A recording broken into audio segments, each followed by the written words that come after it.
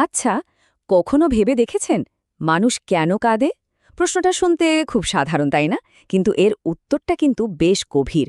দেখুন, আনন্দ হোক, দুঃখ হোক বা অন্য কোনো তীব্র আবেগ চোখে জল চলে আসে। তো চলুন আজ আমরা এই ব্যাপারটা নিয়ে একটু গভীরে যাই। দেখি তো এই চোখের জলের পেছনে আসল বিজ্ঞানটা কি, এর বিবর্তনটাই বা কেমন। হ্যাঁ, এই প্রশ্নটাই আমাদের আজকের আলোচনার একদম সেন্টারে। আর আমি নিশ্চিত এই প্রশ্নটা সবার মনেই কোনো না কোনো সময় এসেছে। এটা কি শুধুই একটা শারীরিক ব্যাপার, নাকি এর পেছনে আরও বড় কোনো কারণ লুকিয়ে আছে? আর উত্তরটা হলো হ্যাঁ, এর পেছনে বিশাল একটা কারণ আছে। আমরা অনেকেই ভাবি কান্না মানেই দুর্বলতা, কিন্তু আসলে তা নয়। বরং এটা টিকে থাকার জন্য আমাদের পূর্বপুরুষদের কাছ থেকে পাওয়া একটা দারুণ শক্তিশালী সামাজিক সংকেত। মানে বলতে পারেন এটা একটা বায়োলজিক্যাল টুল, যা আমাদের সংযোগ তৈরি করতে আর টিকে থাকতে সাহায্য করে। তো প্রশ্ন হলো, কান্না ঠিক কিভাবে একটা সোশ্যাল সিগন্যাল বা সামাজিক সংকেত হিসেবে কাজ করে? কিভাবে এটা আমাদের সম্পর্কগুলোকে আরও মজবুত করে তোলে? চলুন প্রথম সেকশনে আমরা এই বিষয়টাই একটু ভেঙে দেখি। একবার ভাবুন তো, যখন আমরা কাউকে কাঁদতে দেখি আমাদের প্রথম রিয়াকশনটা কি হয়? বেশিরভাগ সময় কিন্তু আমরা একটু থমকে যাই, তাই না? মনের ভেতর কেমন যেন একটা মায়া বা সহানুভূতি কাজ করে। আমরা তাকে সাহায্য করার জন্য এগিয়ে যাই। এই যে আমাদের ভেতরের সহজাত প্রতিক্রিয়া, এটাই কিন্তু কান্নার সামাজিক শক্তির আসল ভিত্তি। পুরো প্রক্রিয়াটা আসলে কয়েকটা ধাপে কাজ করে। যেমন ধরুন, প্রথমে কান্নার মাধ্যমে একজন নিজের দুর্বলতা বা অসহায় অবস্থাটা প্রকাশ করে। স্বাভাবিকভাবেই এটা অন্যদের মনোযোগ টানে। এরপর যারা দেখছে তাদের মনে সহানুভূতি তৈরি হয়। আর শেষে এই যে সাহায্য আর সহানুভূতির আদান-প্রদান, এটাই আমাদের সামাজিক বন্ধনকে আরও মজবুত করে।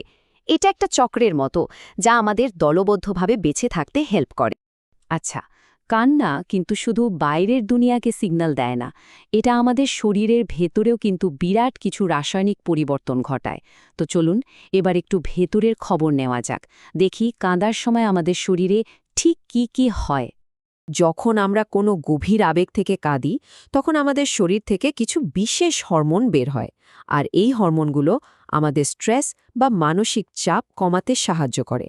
সোজা কথায়, কান্না আমাদের শরীর আর মনের জন্য একটা রিলিজের মতো কাজ করে, যা আমাদের মানসিক শান্তি দেয়। তো কি কি হরমোন বেরোয় কান্নার সময়?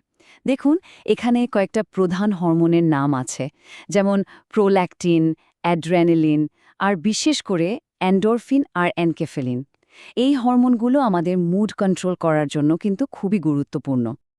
এই হরমোনগুলোর মধ্যে এন্ডরফিনটা কিন্তু দারুণ কাজের জিনিস। এটাকে বলা হয় শরীরের নিজস্ব পেইন কিলার বা ব্যথানাশক। এটা শুধু যে শরীরের ব্যথা কমায় তা না, আমাদের মুডও ভালো করে দেয়। আর এর ফলেই আমরা ধীরে ধীরে শান্ত হয়ে যাই, একটা মানসিক ব্যালেন্স ফিরে পাই। কিন্তু একটা প্রশ্ন থেকে যায়, তাই না? মানুষের এই যে এত জটিল আবেগ প্রকাশের ক্ষমতা, এটা এলো কোত্থেকে? এর উত্তর খুঁজতে হলে আমাদের একটু পেছনে যেতে হবে, একেবারে বিবর্তনের গোড়ার দিকে। বিজ্ঞানীরা মনে করেন আমাদের এই কান্নার ব্যাপারটা আসলে বিবর্তিত হয়েছে আমাদের স্তন্যপায়ী পূর্বপুরুষদের ডিস্ট্রেস কল বা বিপদ সংকেত থেকে। মানে ওদের ওই ডাকটা ছিল বিপদের সময় সাহায্যের জন্য একটা সাধারণ চিৎকার। আর আমাদের কান্না হলো সেই একই জিনিসের একটা অনেক অ্যাডভান্সড আর জটিল ভার্সন। এখানে দেখুন, এই তুলনামূলক চিত্রটা খুব সুন্দরভাবে ব্যাপারটা বুঝিয়ে দিচ্ছে। একদিকে আমাদের পূর্বপুরুষদের ডাক, যেটা ছিল শুধু শারীরিক প্রয়োজনের জন্য, যেমন খিদে পেয়েছে বা কোনো বিপদ হয়েছে। আর অন্যদিকে দেখুন মানুষের কান্না, এটা এখন কত জটিল আবেগ প্রকাশ করে, ভালোবাসা, আনন্দ, দুঃখ সবকিছু। আর এটা এখন সামাজিক বন্ধন তৈরির একটা শক্তিশালী হাতিয়ার। এর সবচেয়ে সহজ আর ভালো উদাহরণ হল ছোট বাচ্চারা। ওরা তো কথা বলতে পারে না, তাই না? তো কান্নাই ওদের যোগাযোগের একমাত্র উপায়।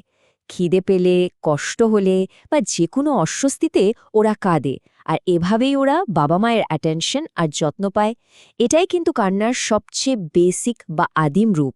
সাধারণত আমরা কান্না বলতে শুধু দুঃখের কথাই ভাবি, কিন্তু ব্যাপারটা মোটেও তেমন না। এর পরিসর কিন্তু আরও অনেক বড়। চলুন দেখা যাক আর কোন কোন আবেগের সাথে কান্না জড়িয়ে আছে। কান্না কিন্তু শুধু দুঃখের প্রকাশ না। অনেক সময় হয় না, কোনো খুশির খবর শুনে চোখে জল চলে আসে, বা কোনো কিছু দেখে এতটাই অবাক হয়ে যায় যে আমরা কেঁদে ফেলি। এটাই প্রমাণ করে যে কান্না শুধু একটা নির্দিষ্ট আবেগের জন্য নয়, যে কোনো তীব্র আবেগেরই এটা একটা শারীরিক বহিঃপ্রকাশ। আর আবেগের এই যে এত বড় একটা রেঞ্জ, এটাই আমাদের সামাজিক সম্পর্কগুলোকে আরও গভীর করে তোলে। ভাবুন তো, যখন আমরা অন্যের খুশিতে খুশি হয়ে কাঁদি বা তার দুঃখে দুঃখ পাই, তখন আমাদের ভেতরের বন্ধনটা আরও কত মজবুত আর অর্থপূর্ণ হয়ে ওঠে। তো সবশেষে এই শক্তিশালী বার্তাটা দিয়েই আজকের আলোচনা শেষ করা যাক। কান্না কোনো দুর্বলতার লক্ষণ নয়, এটা একটা অসাধারণ মানবিক অভিজ্ঞতা।